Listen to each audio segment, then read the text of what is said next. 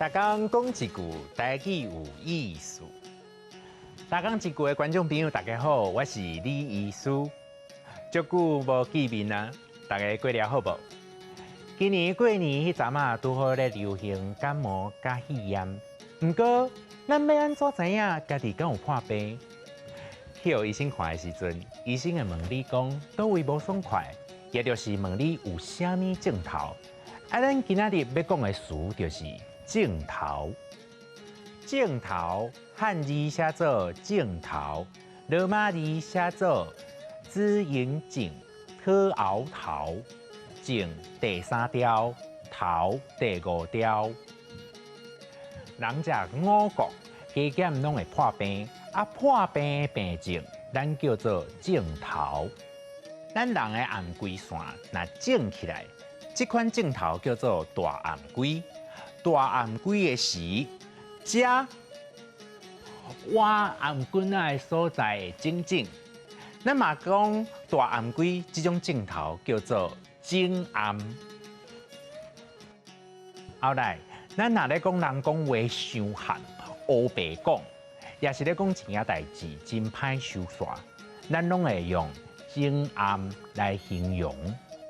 我中昼巴肚有够枵，走去食一碗牛肉面，2粒煎包，3颗猪脚，4粒卤卵，5条烟肠，6块鸡卵糕，7块白糖粿。哦，食到有够饱！我听你咧颈颔咧，有够喊。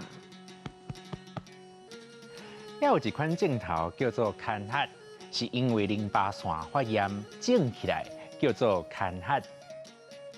这款特别的形容伫台语内底有袂少，亲像要讲人目睭歹，会讲目睭互拉目糊咧，因为互拉目糊着，当然看袂清楚，目睭歹。